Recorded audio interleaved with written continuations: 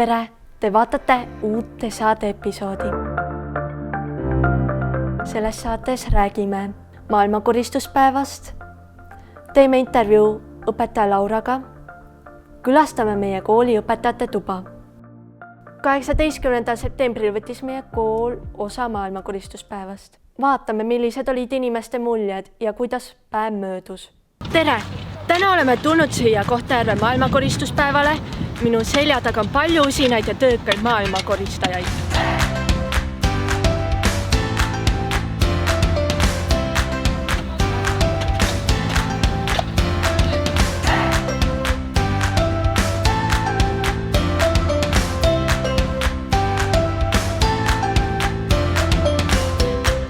Sel aastal me korraldame koostöös VKG-ga ja panime jõud kokku, et muuta meie linna paremaks.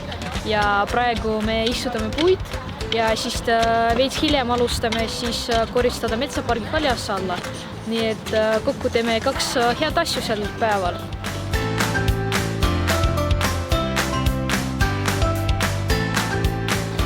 Millised on teie emotsioonid siin maailmakoristuspäeval? Äge, toredad ja me saame olla kasulikud, kaevame. Kuigi meil ei tule väga hästi välja, meil ei ole jõudu. Sellel aastal on esimene aasta, kui me otsustasime kaasata ka nooremad inimesed. Ehk kuna maailma koristuspäeva üks eesmärkidest on edendada seda mõtteviisi ka noorte seas, siis me tegimegi pakkumise Kohtla-Järve gümnaasiumile ja nemad olid hea meelega nõus. Praegu on raske selle tõttu, et kui me markeerisime ära need augud, kuhu pastanipuud maha lahavad, siis lubati meile pehmet pinnast. Aga tuli välja, et see on paekivi täis ja kaevamine on vaevalik.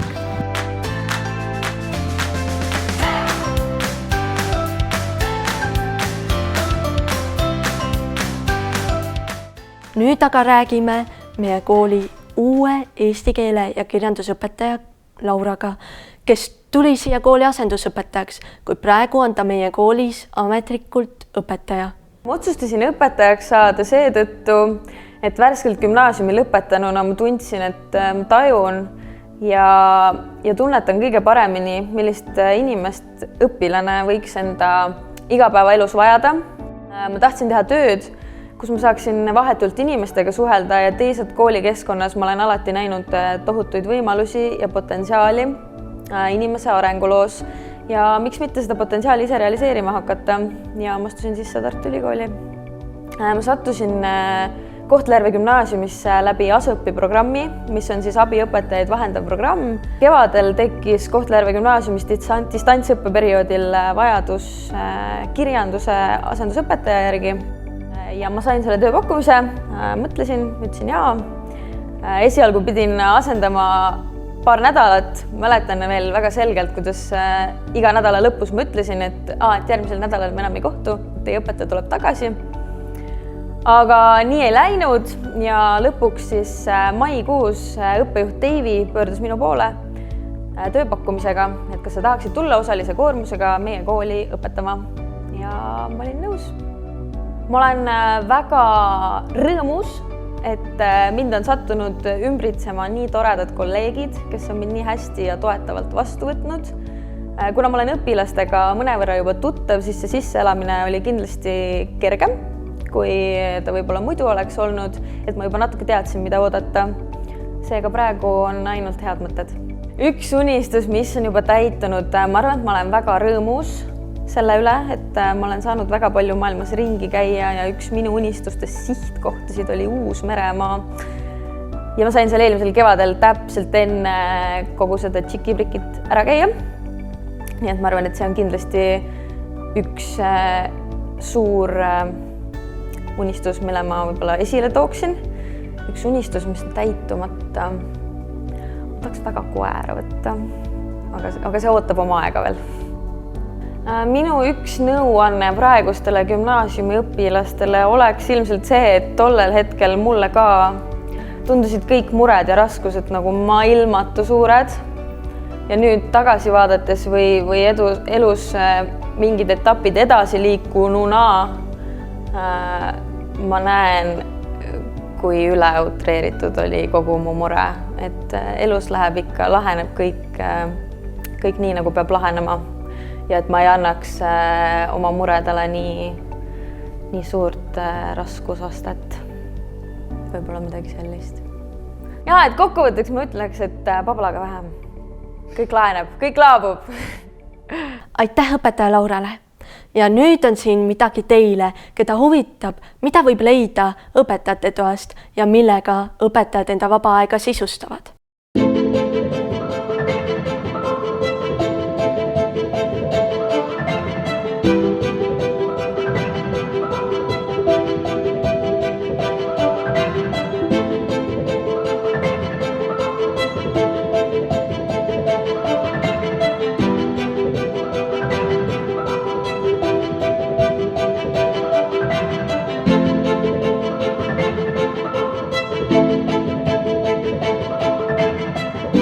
Tervist! Täna oleme siia kogunenud õpetajate toa juurde, et teha eksklusiivne roomtour.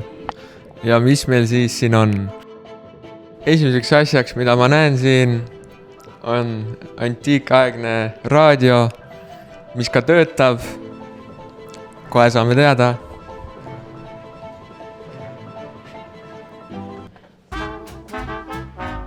Ja nagu näha, töötab röster, teekann, kohviaparaat, mis ka töötab loodetavasti ja ka nõudepesumasin. Väga huvitav. Nõud, kruusid. Mis meil siin järgmises imesahtlis võib olla? Oi, tähtsad tarvikud puhastamiseks. Gaasipalon ka, ma ei tea milleks.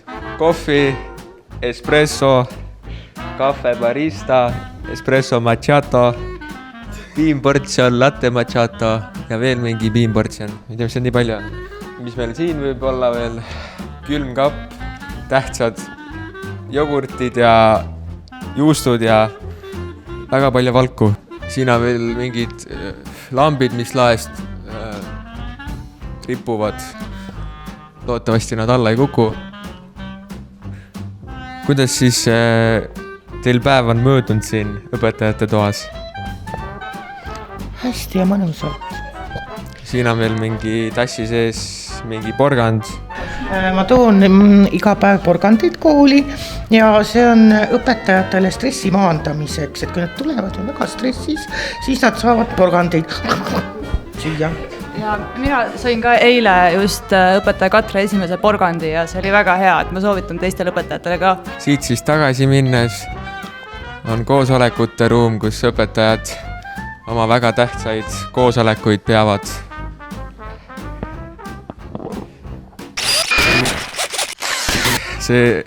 Ma vist keerasin midagi ära siin.